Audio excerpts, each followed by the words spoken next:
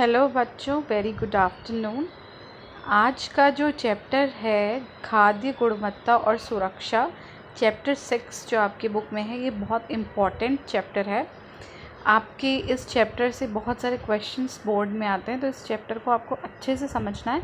कोई भी क्वेश्चंस हैं तो आप पूछ सकते हैं। तो सबसे पहले हम खाद्य गुणवत्ता और सुरक्षा क्या होती है इसके बारे में पढ़ेंगे। देखो, किसी भी देश में क्षेत्र की जनसंख्या के स्वास्थ्य और पोषक स्थिति उत्पादकता का प्रमुख निर्धारक भोजन ही होता है।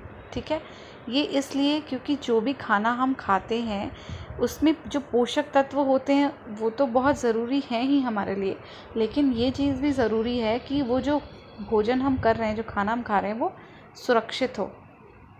क्योंकि अगर हम खराब या असुरक्षित भोजन खाएंगे तो उससे हमें खाद्य जनित रोग, जिन्हें हम फूड बॉर्न इलनेस कहते हैं, जैसे कि फूड पॉइजनिंग वर्ड आपने सुना होगा, तो फूड पॉइजनिंग होने के चांसेस होते हैं। ठीक है, उससे क्या होता है, पेट खराब, उल्टी आना, ऐसी दिक्कत हो सकती है, ऐसी परेशानियां हो सकती हैं।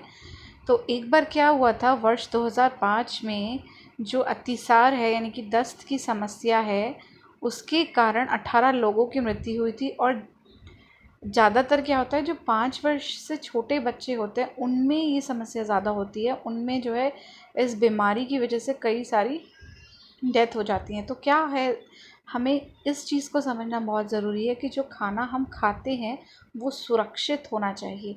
और सुरक्षित खाना जो है वो तब होगा जब जितनी भी उस खाने को बनाने की जो प्रोसेस है, यानी कि खेत से लेके हमारे प्लेट तक जितने भी प्रोसेस, जहाँ वो बन रहा है, बड़ी कंपनीज़ में बन रहा है या फिर हम घर पे बना रहे हैं, किस तरीके से हम उस खाने को रख रहे हैं, वो सारी चीज़ें आती हैं उसके अंदर, ताकि उसकी क्वालिटी जो है यानी गुणवत्ता जो खाने की है वो सही रहे। अब हम सबसे पहले इसकी इम्पोर्टेंस को समझते हैं, खाद्य सुरक्षा का महत्व क्या है। ठीक है, खाद्य सुरक्षा का महत्व देखो, चाहे घरेलू यानी हमारे घर पे हो या कंपनी जहाँ पे खाना बन रहा है वहाँ पे हो, ये गुणवत्ता जो है वो बहुत ज़रूरी होती है। बड़े पैमाने पर इसलिए ज़रूरी है क्योंकि वहाँ पर ज़्यादा भोजन बनता है, तो ज़्यादा हमें ध्यान रखना पड़ता है। और अगर ज़्यादा ध्यान नहीं देंगे तो वहाँ जो खाने वाले लोगों की संख्या ज़्यादा होती है, तो वो जो ज़्यादा संख्या में बीमार पड़ सकते हैं। जैसे मैं इसका एक एग्जांपल बताऊँ, मिड डे मील। जैसे हम लोग मिड डे मील में बच्चों को भोजन बँटता है, अगर वो भोजन ख़राब हो या फिर वो जहाँ से बन के आ रहा है वहीं से कुछ खराबी आ जाए, तो बहुत सारे बच्चों को जो है उसका असर होगा, वो बीमार हो सकते हैं, उनको फूड पॉइजनिंग हो सकती है। ठीक है, फिर चाहे हम घर पे बनाते हों, जैसे हम अपने घर में बनाते हैं, जितने भी हम फैमिली मेम्बर्स हैं, घर के लोग हैं, वो भी बीमार हो सकते हैं। ठीक है, तो इसीलिए हमें क्या है, खाद्य पदार्थ को घरेलू स्तर पर ही संसाधित जो करे जाते हैं उनमें भी हमें ये चीज़ ध्यान रखने की ज़रूरत है। इसके अलावा क्या है, जो आजकल आप देख रहे हो कि कई सारे लोग जो हैं नौकरी करते हैं, बाहर जाते हैं, आय में लोगों की वृद्धि हुई है, तो और इसीलिए जो है कई सारे खाद्य पदार्थ जो है मार्केट में, बाज़ार में नए आ गए हैं। जैसे मैगी है, बहुत जल्दी समय पे बन जाती है। और इसके अलावा कई सारे खाद्य पदार्थ आप देखते हैं, रेडी टू ईट पोहा है, रेडी टू ईट दाल चावल भी आजकल मार्केट में मिलने लगे हैं। तो वो सारी चीज़ें जो है, बहुत सारे प्रोडक्ट्स, बहुत सारे उत्पाद मार्केट में हैं, तो उनकी गुणवत्ता को जो है हमें रखना बहुत ज़रूरी है, ध्यान में रखना। ठीक है, तो अब हम इसके बारे में पढ़ेंगे नेक्स्ट, कि किस तरीके से हम उसे रख सकते हैं। आप देख सकते हैं, आप देखो इसमें बहुत सारे पॉइंट्स जो दिए हुए हैं, ये दिया हुआ है कि कौन कौन से कारण हैं जो खाद्य गुणवत्ता और खाद्य सुरक्षा से संबंधित हैं और इम्पोर्टेंट है। देखो, सबसे पहले तो ये आधुनिक जीवन शैली, अगर तुम देखोगे तो ये देखो, आधुनिक जीवन शैली जो है वो और खान पान संबंधी आदतें जो है तेज़ी से बदल रही हैं। आजकल लोग बाहर का खाना ज़्यादा पसंद करते हैं, रेस्टोरेंट में जाके खाना, होटल में खाना। ठीक है, तो वहाँ जो तैयार भोजन है वो सुरक्षित हो, वो ख़राब ना हो, ये भी एक कारण है उसका, खाद्य गुणवत्ता को देखने का। दूसरा, बाज़ार में जो पैकेट में जो आपके खाद्य पदार्थ मिलते हैं वो सुरक्षित हों, वो भी ध्यान रखना बहुत ज़रूरी है। मिर्च मसाले जो आजकल मार्केट में मिलते हैं वो बिल्कुल पिसे हुए मिलते हैं, पैकेट में मिलते हैं। शहरों में आप देख रहे हो ज़्यादा उसकी डिमांड है, तो ये सारी चीज़ें भी बहुत ज़रूरी हैं। कच्चे खाद्य पदार्थ का भी संबंध है आपकी फूड की गुणवत्ता में। वृहद स्तर पे यानी कि बड़े स्तर पे जहाँ पे खाद्य पदार्थ बनाए जाते हैं, उनको अलग अलग स्थान पे पहुँचाना बहुत ज़रूरी होता है, ठीक है। तो वो ख़राब ना हो इस बीच में, यानी कि लाने ले जाने में कोई दिक्कत ना हो, ऐसे खाद्य पदार्थों को ज़्यादा ध्यान में रखना पड़ता है। जैसे अगर दूध का कोई प्रोडक्ट है, अगर वो किसी एक शहर से दूसरे शहर में जा रहा है तो उसको लंबा समय लगेगा पहुंचने में। तो जो संसाधन है, यानी कि जैसे जिस गाड़ी में वो जा रहा है, वो गाड़ी के अंदर जो है टेम्परेचर कम हो ताकि वो सेफ़ रहे, ये सारी चीज़ें ध्यान रखना बहुत ज़रूरी होता है। उसके अलावा सूक्ष्म जीव, ये हम सभी जानते हैं, बैक्टीरिया वगैरह जो है ये बहुत जल्दी खाद्य पदार्थों को ख़राब कर देते हैं, ठीक है। तो उन सब को भी हमें ध्यान में रखना है, उनका ताकि जो ये खाद्य पदार्थ हैं ये ख़राब ना हो और ये उनमें जो है जो सूक्ष्म जीव हैं वो ना पनपे। तो ये भी एक कारण है जो खाद्य गुणवत्ता के लिए हमें ध्यान में रखना चाहिए। दूसरा अब हम देखेंगे WTO यानी विश्व का जो व्यापार संगठन है, उसने जो है बहुत सारे देशों के साथ एक समझौता किया है, जिसमें ये है कि अंतर्राष्ट्रीय बाज़ार में अगर आपको उत्पाद बेचने हैं, यानी कि जैसे हमारे देश से, भारत से अगर कोई सामान बाहर दूसरे देश में जा रहा है, तो उसकी गुणवत्ता और सुरक्षा जो है वो बिल्कुल अच्छे से सुनिश्चित कर ली गई हो, ताकि कोई खाद्य जनित रोग ना हो उस देश में जहाँ वो ले जाई जा रही है, ठीक है। इसके लिए उन्होंने बहुत सारे जो है स्टैंड मानक बनाए हुए हैं, जैसे आपने सुना होगा ISI BSO। तो ये सबको ध्यान में रखना बहुत ज़रूरी है। कोई भी खाद्य निर्माता जो बड़े स्तर पे कोई भी बिज़नेस कर रहा है, उसको ये सारी चीज़ें ध्यान में रखना बहुत ज़रूरी होता है। उसके अलावा देखो, हवा, मिट्टी और जल में जो प्रदूषित कुछ जैसे कीटनाशक होते हैं, मिट्टी में हो गए, हवा में अगर कोई कहीं से किसी धुएं के साथ मिलकर कोई प्रदूषित पदार्थ मिल गया है, वो जो है कलर वगैरह जो हो गए, केमिकल वगैरह जो हो गए, वो हमारे खाद्य पदार्थ में ना आए, उसको वो ख़राब ना करें, ये भी हमें ध्यान में रखना चाहिए। तो अगर आप देखोगे ये सारे कारण जो है ये आपके खाद्य पदार्थ की सुरक्षा और गुणवत्ता को बहुत ही तरीके से जो है इफ़ेक्ट करते हैं, उन पे असर डालते हैं। तो ये सारी चीज़ें जो है खाद्य गुणवत्ता के समय हमें ध्यान में रखना बहुत ही ज़्यादा ज़रूरी हो जाता है। अब आप देखो, कुछ जो इससे रिलेटेड बातें हैं वो हम पढ़ेंगे। जैसे हम देखो खाद्य सुरक्षा के, देखो तात्पर्य किस चीज़ से है, क्या है खाद्य सुरक्षा। खाद्य सुरक्षा ये है, हमें ये चीज़ सुनिश्चित करनी है कि खाद्य पदार्थ जो हम ले रहे हैं वो हमारे खाने के लिए, उपभोग के लिए सुरक्षित है या नहीं है। यानी कि वो उपभोक्ताओं को किसी प्रकार की हानि ना पहुंचाए। और उसे अच्छी तरीके से समझने के लिए हम कुछ चीज़ें आगे पढ़ते हैं, जिससे हमें ये समझ में आ जाएगा कि खाद्य सुरक्षा क्या है और ये क्यों ज़रूरी है। सबसे पहले हम पढ़ेंगे अविषालुता यानी विषैलापन, टॉक्सिसिटी क्या होती है। देखो, कोई भी खाद्य पदार्थ विभिन्न परिस्थितियों में किसी भी प्रकार की क्षति अथवा संकट उत्पन्न करने की क्षमता को, उस पदार्थ की हम अविषालुता या विषैलापन कहते हैं। यहाँ खतरे का तात्पर्य उस सापेक्षिक संभावना से है कि जब किसी खाद्य पदार्थ को उसके प्रस्तावित तरीके से या मात्रा से उपयुक्त ना किया जाए तो उसे क्षति हो सकती है। अब इसका मतलब देखो, समझना है हमें कि जैसे कोई खाद्य पदार्थ हमारे पास है और वो हमने उसको उसकी स्थिति जैसा कि वो चाहे उसको हम सुरक्षित रखना चाहते हैं, तो हमें उसके अनुसार उसे रखना पड़ता है।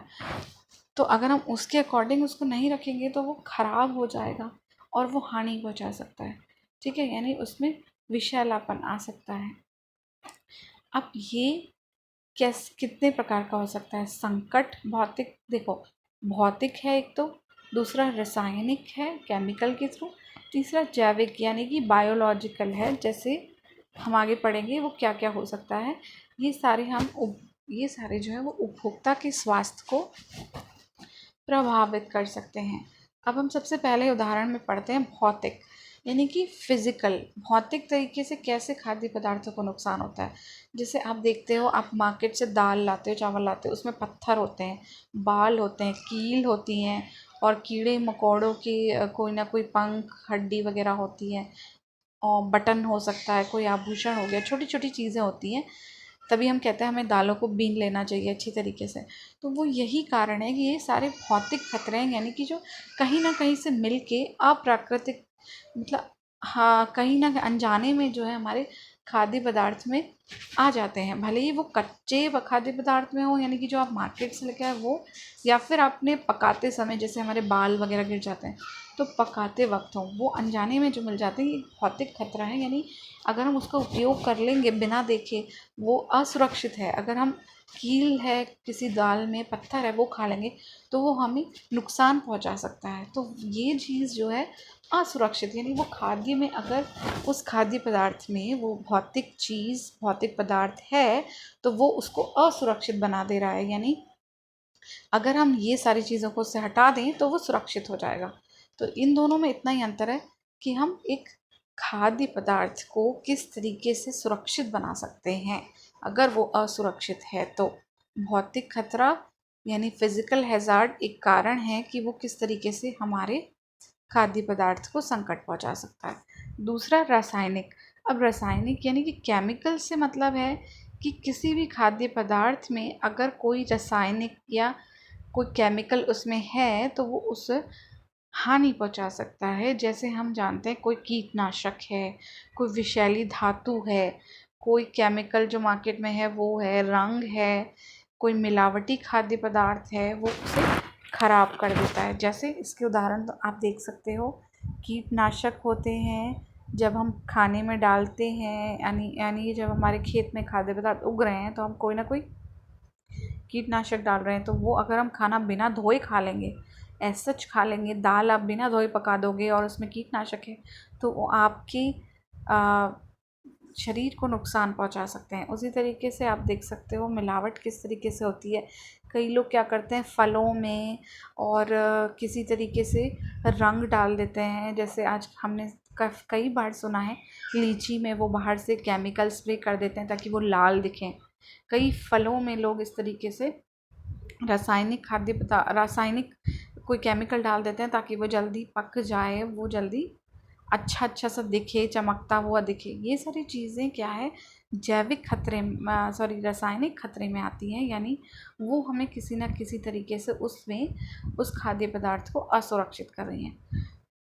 तीसरा जो खतरा है वो है जैविक खतरा, यानी बायोलॉजिकल हैज़ार्ड। बायोलॉजिकल का मतलब है यानी जितने भी सूक्ष्म जीव हैं, जैसे बैक्टीरिया है, वायरस है, ये सारे खाद्य जनित पदार्थ जो है, ये जो सारे जीवाणु हैं, ये क्या करते हैं, इन खाद्य जनित रोगाणु इनको हम कहते हैं। यानी कि उस भोजन में ये क्या करते हैं, कोई ना कोई या तो वो खुद जीवाणु उसमें उगने लगते हैं, ठीक है, या फिर क्या करते हैं वो कोई ना कोई विषैला पदार्थ ऐसा छोड़ देते हैं कि वो उसमें उसको मतलब विषैलापन उसमें डाल देता है। तो उससे क्या होगा कि जब जो भी हम वो खाएंगे उसके बाद तो वो हमें फूड पॉइजनिंग कर देगा। जैसे ख़राब, अगर आप दूध है उसको आप बाहर छोड़ देते हो नॉर्मल टेम्परेचर में, उसे फ्रिज में नहीं रखते हो गर्मियों में, तो वो फट जाता है। फटता कैसे है, क्योंकि उसमें जो है वो जीवाणु जाके उसे ख़राब कर देते हैं, ठीक है। और अगर आप उस फटे हुए दूध को पी लोगे तो वो क्या होगा, आपके पेट को ख़राब कर सकता है, आपको फूड पॉइजनिंग हो सकती है। खाना जो ख़राब आप खा लेते हो उससे फूड पॉइजनिंग हो जाती है, दस्त हो जाते हैं, उल्टियाँ होने लगती हैं, बुखार हो जाता है, फूड पॉइजनिंग हो जाती है। तो ये सारी क्या है, जैविक खतरा है। यानी जीवाणुओं से जो हमें हो रहा है, ये सूक्ष्म जीवों की उपस्थिति से जो खाद्य जनित रोग उत्पन्न हो रहे हैं, ये आपके लिए एक उदाहरण है जैविक खतरे का। ठीक है। यहाँ आप देख सकते हो मक्खी है, मक्खी भी एक बहुत बड़ा कारण है क्योंकि वो क्या करती है, खाद्य जनित रोग उत्पन्न करती है। कृमि हो गए, घुन हो गया, तिलचट्टा जो हो गया, कॉकरोच हो गया, ठीक है, ये सब तो हमें दिखाई देते हैं जो खराब कर रहे हैं। जो ना दिखाई देने वाले हैं वो सूक्ष्म जीव हैं। बैक्टीरिया हो गया, खमीर, प्रोटोजोआ, फफूंदी, विषाणु, ये सारे, फफूंदी लग जाती है जैसे ब्रेड वगैरह में, ये सारे खाद्य जनित रोग उत्पन्न करते हैं। तो ये एक जैविक खतरा है, यानी हमारी सुरक्षित खाद्य पदार्थ को, जैसे आप मार्केट से, बाज़ार से आप दूध का पैकेट लेके आए, वो सुरक्षित है, आप उसे उबाल के पी सकते हैं। लेकिन अगर आपने उसे छोड़ दिया, नहीं उबाला, तो वो ख़राब हो जाएगा और उसके बाद यानी उसमें क्या हो गया, जैविक संकट आ गया। और वो जैविक संकट सूक्ष्म जीवों के कारण क्या हो गया, वो दूध खराब हो गया और उसके बाद वो असुरक्षित हो गया। यानी एक सुरक्षित खाद्य पदार्थ को अगर आपने फ्रिज में रख दिया होता तो वो सुरक्षित रहता, तो आप उसे आसानी से पी सकते थे। लेकिन अगर आपने उसे बाहर ही छोड़ दिया, उसमें जैविक खतरा हो गया, उसमें जैविक संकट आ गया, तो आप देख सकते हो आप उसे पियोगे तो आपको बीमारी हो जाएगी, यानी ये क्या हो गया, असुरक्षित हो गया। तो इस तरीके से हमें खाद्य गुणवत्ता का ध्यान रखना बहुत ज़रूरी है कि जो हम खाद्य पदार्थ ला रहे हैं उसकी गुणवत्ता सही हो, ताकि कोई भी रोग, किसी भी प्रकार की परेशानी हमें ना हो। दूसरा, हम इससे पहले आप देख सकते हैं हमने क्या पढ़ा था, अविषालुता, यानी विषैलापन क्या होता है और वो किस प्रकार से आ सकता है। विषैलापन हमने पढ़ा 3 प्रकार से आ सकता है हमारे खाद्य पदार्थों में, भौतिक खतरे की वजह से, रासायनिक खतरे की वजह से और जैविक खतरे की वजह से। अब हम पढ़ेंगे खाद्य संक्रमण क्या होता है। खाद्य संक्रमण है, खाद्य संक्रमण खाद्य पदार्थों के साथ रोगाणुओं के शरीर में प्रवेश करने से उत्पन्न होता है। रोगाणु या विषाणु हमारे शरीर में तेजी से संख्या में वृद्धि करते हैं, जिसके कारण रोग उत्पन्न होता है। ये आपने पढ़ा होगा, इन्फेक्शन कहते हैं। कहीं भी आप जाओगे फूड में, यानी खराब खाने की वजह से आपके पेट में इन्फेक्शन हो गया। वो क्यों होता है कि जो हम खाद्य पदार्थ खा रहे हैं, ठीक है, हमें वो दिखाई तो दे नहीं रहे कि उसमें बैक्टीरिया है।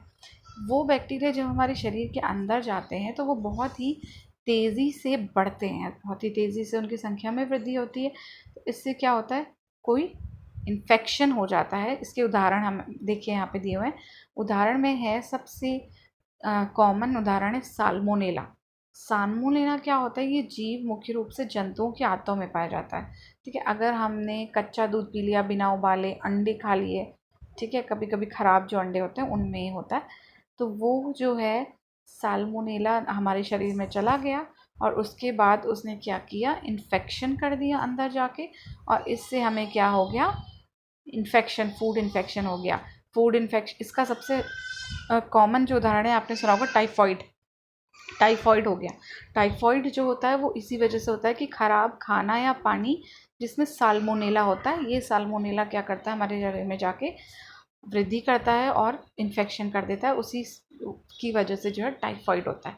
ठीक है, इसीलिए कहते हैं कि कच्चे दूध और खाद्य पदार्थ जो है वो नहीं खाने चाहिए, उनको गर्म कर लेना चाहिए या फिर पका लेना चाहिए। उससे क्या होता है, ये साल्मोनेला नष्ट हो जाता है।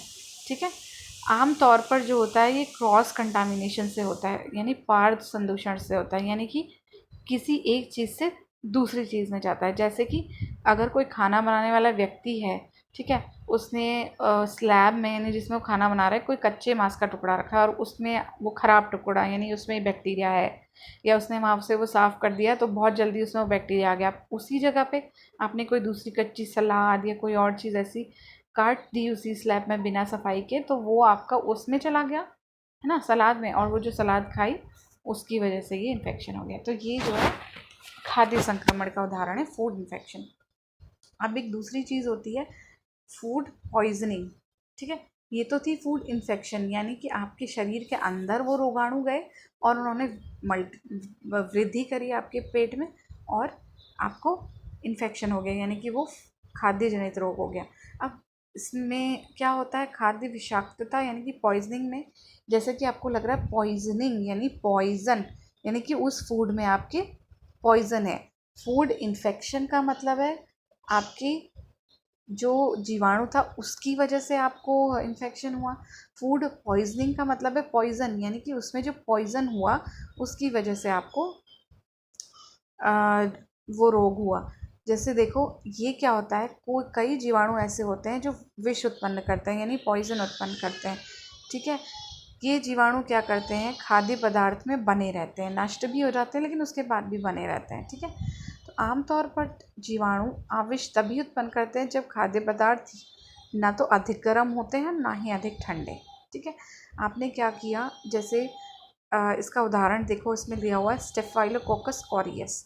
ये एक ऐसा जीवाणु है जो आपने खाने में रखा, उस खाने को आपने फ्रिज में रखा था, आपका वो बैक्टीरिया उसमें था, आपने वो फ्रिज में रखा था। अगर आपने फ्रिज से निकाला हुआ कोई खाना निकाला, ठीक है, उसको गर्म किया, और ना तो उससे आपने बहुत ज़्यादा गर्म किया ना उसे वो बहुत ज़्यादा ठंडा है, तो उसने क्या किया, वो जीवाणु तो उसमें मर गया लेकिन उसने उसमें पॉइज़न छोड़ दिया।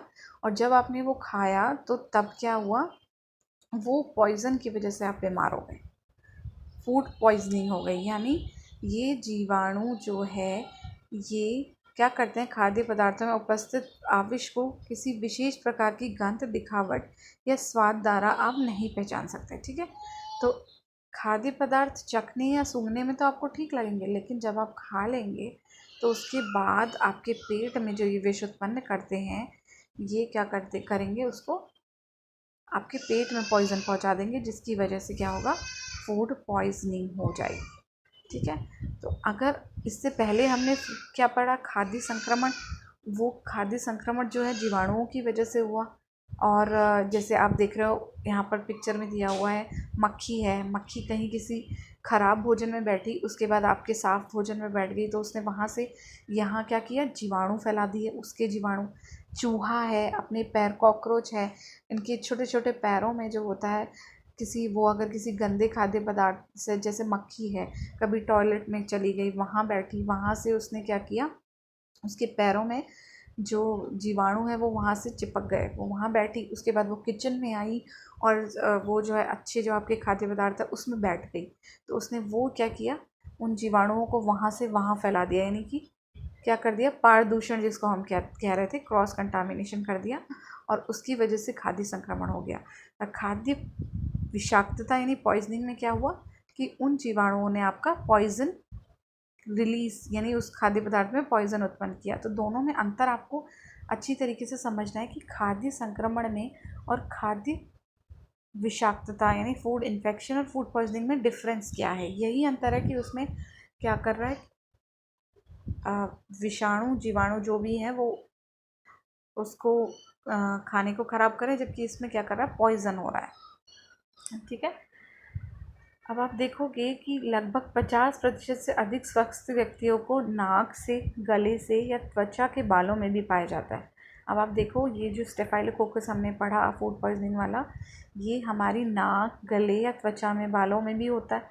ठीक है, व्यक्ति जिसमें, अब अगर कोई आदमी बीमार है जिसमें ये जीवाणु उपस्थित है, वो अगर अपने नाक, हाथ, कहीं हाथ लगाए खाना परोसते वक्त, तो वहाँ से ये जीवाणु आपके खाने में आ जाएगा और क्या करेगा, बीमारी उत्पन्न करेगा, जिससे दस्त, उल्टी, ये सारी चीज़ें हो सकती हैं। ठीक है, अब कई बार क्या होता है, कुछ परजीवी होते हैं, ठीक है, खाद्य जनित रोग करते हैं। जैसे मैं आपको बताऊं, सूअर का मांस है, उसमें से क्या होता है, फीता कृमि द्वारा संक्रमण हो जाता है। इसके अतिरिक्त क्या होता है, जैसे सूअर है उसकी आंतों में जो है फीता कृमि होंगे, क्योंकि सूअर तो बाहर का खाना खाता है ना, गंदी चीज़ें खाएगा अगर, तो उसके पेट में फीता कृमि हो गए।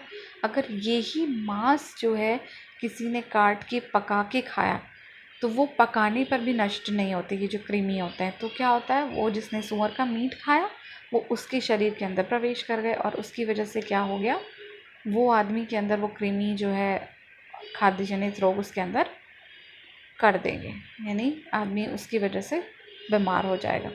तो विभिन्न अध्ययनों के अनुसार खाद्य जनित रोगों के लिए उत्तरदायी विभिन्न प्रकार के खतरों में से जैविक जो है संकट, ये ज़्यादा मुख्य कारण होते हैं। क्योंकि देखो भौतिक संकट क्या है, हमें दिख जाएगा, अगर आप कोई दाल ला रहे हो आपको दिख जाएगा कि इसमें कील है या जो भी है, आप उसे हटा दोगे और खा लोगे तो वो सही है।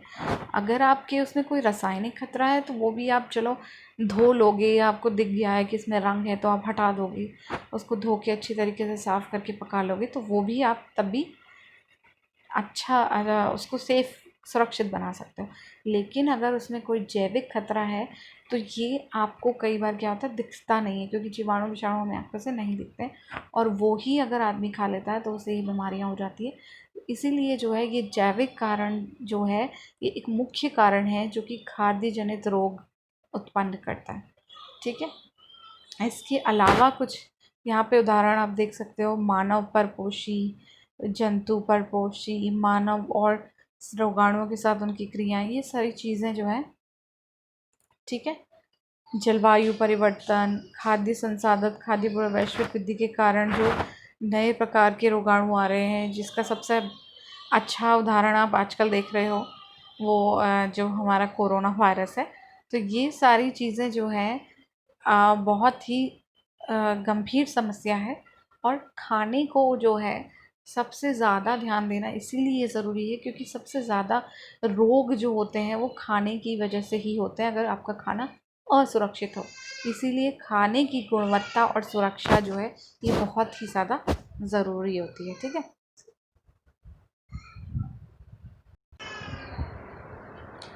ठीक है बच्चों, इसके बाद हम एक चीज़ और पढ़ लेते हैं कि संदूषण यानी कंटामिनेशन क्या होता है, और अपमिश्रण यानी एडल्ट्रेशन क्या होता है। अच्छा देखो, संदूषण क्या है? जब हम खाद्य पदार्थों का उत्पादन, संसाधन और भंडारण करते हैं तो उसके दौरान अगर कोई बाहर से खाद्य पदार्थ उसमें मिल जाए तो वो क्या होता है, संदूषण होता है, कंटामिनेट कर देता है हमारे खाने को, यानी कि उसको हम संदूषित खाद्य पदार्थ कहते हैं। जैसे आपने जब खेत में से लेकर आए तो वहाँ पे कोई ना कोई आपको खाद्य पदार्थ मिल गया, खाद्य पदार्थ में कोई चीज़ मिल गई। भंडारण यानी स्टोरेज जब आप उसका कर रहे हो तो उस समय उसमें कोई सूक्ष्म जीव आ गया, या चूहे आ गए, या फिर कोई ना कोई केमिकल गिर गया, है ना।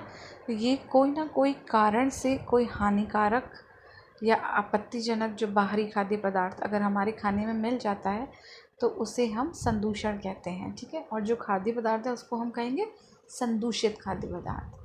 इसी तरीके का अब हम अगला पढ़ें तो वो है अपमिश्रण। अपमिश्रण क्या है? एडल्ट्रेशन। जब बेईमानी करके, यानी मिलावट है जिसको हम कहते हैं, किसी खाद्य पदार्थ को सस्ता बनाने के लिए कोई नकली सामग्री तैयार करता है जानबूझ के, यानी हमने उसमें डाला, तो वो क्या होगा? अपमिश्रण। अब दोनों में अंतर समझना बहुत ज़रूरी है। संदूषण में क्या हुआ कि अनजाने में कोई खाद्य पदार्थ हमारे अनजाने में कोई पदार्थ हमारे खाद्य पदार्थ में मिक्स हो गया। लेकिन अपमिश्रण में क्या हुआ, हमने जानबूझ के मिलावट की ताकि हम क्या कर सकें, उत्पाद को सस्ता बना सकें या नकली बना दें। ठीक है, उसमें अनावश्यक, अशुद्ध या सस्ते कोई पदार्थ हमने मिला दिए तो वो हो जाएगा आपका अपमिश्रण यानी एडल्ट्रेशन। कंटेमिनेशन जो है वो अनजाने में हुआ है, अपने आप जो खाद्य पदार्थों में आ जाता है, और एडल्ट्रेशन हम कहते हैं अपमिश्रण यानी मिलावट को, जो अनावश्यक खाद्य पदार्थ हमने उसमें मिला दिए। इन दोनों ही तरीक़ों से क्या होता है, हमारे खाद्य पदार्थ की गुणवत्ता में कमी आ जाती है। ठीक है, तो इसीलिए खाद्य पदार्थ की गुणवत्ता को बनाने के लिए या उनकी पहचान के लिए हमें अपमिश्रण और संदूषित खाद्य पदार्थों को क्या करना होता है, हटाना होता है। यानी कोई भी खाद्य पदार्थ संदूषित नहीं होना चाहिए और ना ही एडल्ट्रेट यानी अपमिश्रित होना चाहिए, तभी वो खाद्य पदार्थ सुरक्षित होगा। अगर आप कोई मिलावटी खाद्य पदार्थ खा लोगे तो क्या वो सुरक्षित होगा?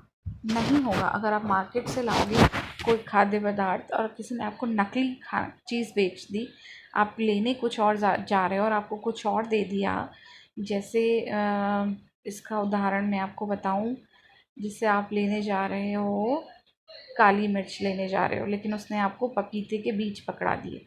कई बार ऐसा होता है कि पपीते के जो बीज होते हैं वो काली मिर्च जैसे दिखते हैं, तो कई लोग क्या करते हैं, पपीते के बीज को काली सुखा के उसे पैकेट में भर के बेचते हैं कि ये काली मिर्च है। ठीक है, और आपने लेने गए हो काली मिर्च और उसने पपीते का बीज पकड़ा दिया, तो ये एक अपमिश्रण है, यानी एडल्ट्रेशन है। पपीते के बीज को उसने डाल दिया काली मिर्च के बीज में, ताकि, क्योंकि काली मिर्च महंगी आती है, पपीते के बीज तो सस्ते हैं, तो वो उसने मिक्स करके दे दिया। तो इससे क्या हो गया, उसकी गुणवत्ता जो है, यानी उस खाद्य पदार्थ की गुणवत्ता तो एक तो ख़राब हो गई, दूसरा वो सुरक्षित भी नहीं है खाद्य पदार्थ हमारे लिए। तो ये चीज़ हमें ध्यान में बहुत रखना ज़रूरी है कि कोई भी मिलावटी पदार्थ जो है वो हमारे स्वास्थ्य के लिए असुरक्षित है। तो ये सारी इसीलिए क्योंकि लोग ऐसे मिलावटें करते हैं और पैसे के लिए, लालच के लिए ये सारी चीज़ें करते हैं, सस्ते खाद्य पदार्थ बेचते हैं। तो इन सारी चीज़ों को रोक लगाने के लिए जो हमारी सरकार है, या हमें कहना चाहिए इंटरनेशनल लेवल पे भी जो है WTO जो हमने पढ़ा था, ये क्या करते हैं, इन्होंने कई मानक दिए हैं जिनको हमें फॉलो करना बहुत ज़रूरी है खाद्य की गुणवत्ता को बनाने के लिए। इसीलिए ताकि मार्केट में ऐसे फ्रॉड ना हो, ऐसे कोई भी असुरक्षित और जिनमें गुणवत्ता ना हो ऐसे खाद्य पदार्थ मार्केट में ना मिले, इसके लिए ये सारे मानक बनाए गए हैं जिसमें हम आगे उसके बारे में पढ़ेंगे। आज के लिए हम इतना ही पढ़ते हैं, इसके बाद हम आगे खाद्य गुणवत्ता से स्टार्ट करेंगे। आज का ये जो पूरा पार्ट है ये अच्छे से समझ लो, अच्छे से पढ़ लो, और उसके बाद कोई भी क्वेश्चन है तो वो मुझसे पूछ लेना, मैं उससे दोबारा से समझा दूँगी। लेकिन ये चैप्टर समझना अच्छे से बहुत ज़रूरी है, इसको बहुत अच्छे से समझ लेना, ठीक है। ठीक है बच्चों, फिर नेक्स्ट उसमें हम पढ़ेंगे, खाद्य गुणवत्ता से स्टार्ट करेंगे और फिर ये चैप्टर समाप्त करेंगे। ओके बच्चों, बाय बाय।